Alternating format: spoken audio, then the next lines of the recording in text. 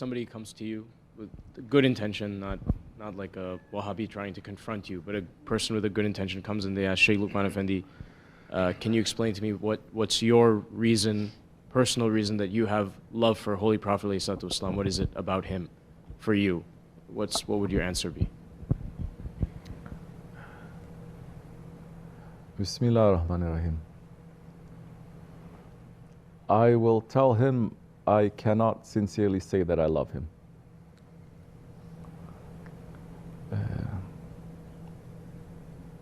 What gives me the right to say directly that I love the Prophet ﷺ?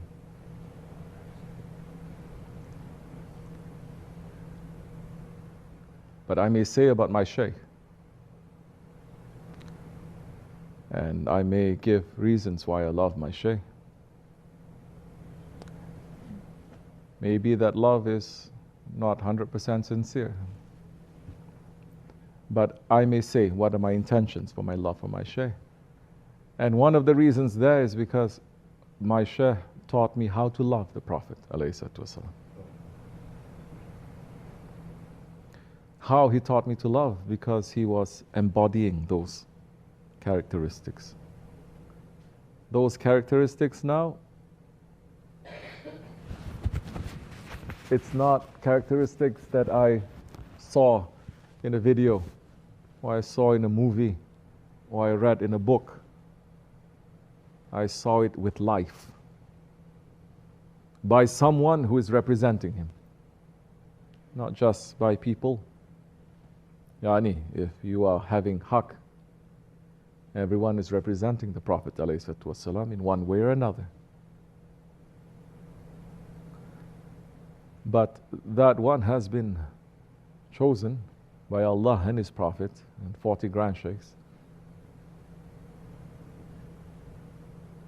to one of the things that he was doing, is to awaken the love of the Prophet ﷺ in our hearts.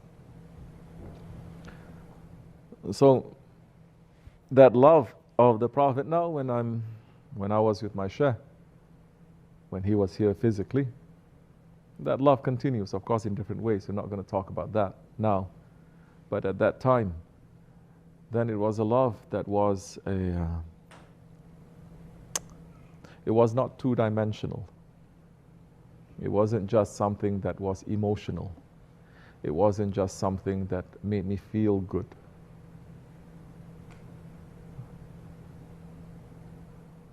Like I said, anyone can show the love of the Prophet ﷺ, those ones who are representing him one way or another. But when it comes to tasawwuf, when it comes to the sheikhs, their representation is specific.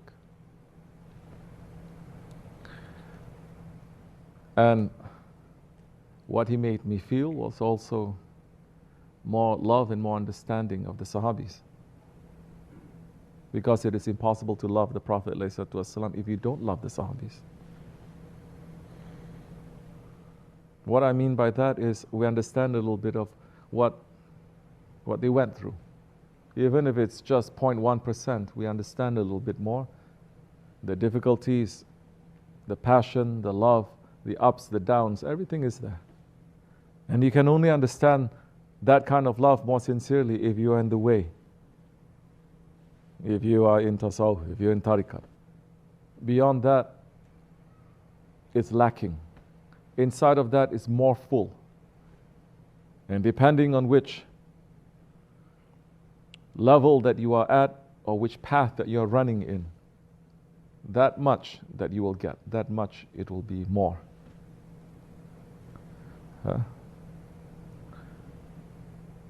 You cannot express that love in one way, impossible. That love is never ending, infinite. There are 124,000 Sahabis. At least 124,000 ways of loving him. We are not those ones who make distinction, saying this one loves him more, this one loves him less. No, everyone loves him according to their own way. And as people of Ahlul Sunnah, then it gives you the the beauty of saying, in this time in my life, I can be like this only. But I'm hoping in another time in my life, I can be like that. And I can love like that. And I can love like that. And I can love like that. Yes? So that you are not just stuck also. And there are different phases. So, if you ask me the question why I love my Shaykh, because he looks at me as I'm someone with value. World doesn't give you value. Whole world looking at people, they are just not even a number.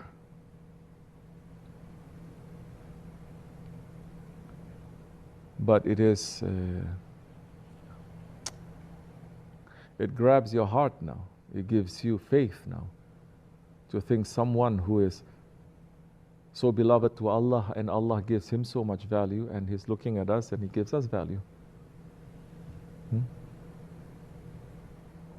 So,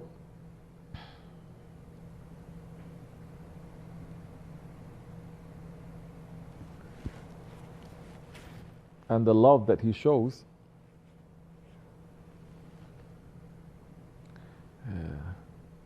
and he awakens in our hearts, as much as we're opening our hearts, that much more we can love for the sake of Allah. And with that love comes understanding, it comes wisdom, it comes responsibilities, it comes so many things now. But you feel alive. You don't feel dead. You don't feel useless. You don't feel like you're just a number or less than a number.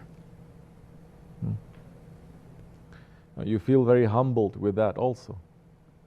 Because more they give you value, more you must feel that you are a servant and you want to become zero. Who are you that they should give value to you?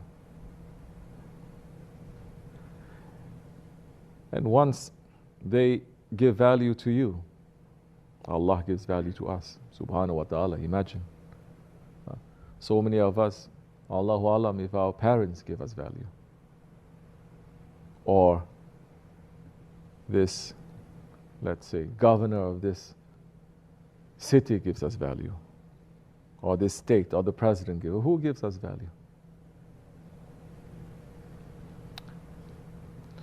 But once they look at us with those kinds of divine look that Allah has created us, and of course He has given us value. And He makes us to look a little bit like that to us. Look at ourselves and say, oh, I have value also. But you're not looking at that value through what the world is thinking or what your desires and what your ego is thinking. You're looking at it according to their eyes. Then although you are one, you don't feel alone. You feel that you are part of this reality that has always been and will continue to be. And that you matter. There is meaning. Mankind, they can endure the biggest sufferings when there is meaning to why the sufferings are. But mankind, let alone suffering, if they have the biggest pleasures in this life, but there is no meaning, it is already a hell. A hell is a place for people who don't give value to themselves. So,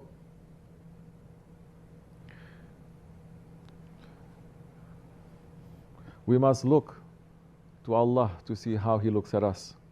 We must look to see how the Prophet ﷺ look at us. We must see how our Shaykh looks at us. Then we can understand. That is the mirror. Don't give value to yourself like that. Your ego will trick you. You understand? May Allah forgive me, inshallah. May Allah make us to have more meaning and more power and more work and more service, inshallah. May they forgive us. May they not separate us from them in this world or the next. Fatiha.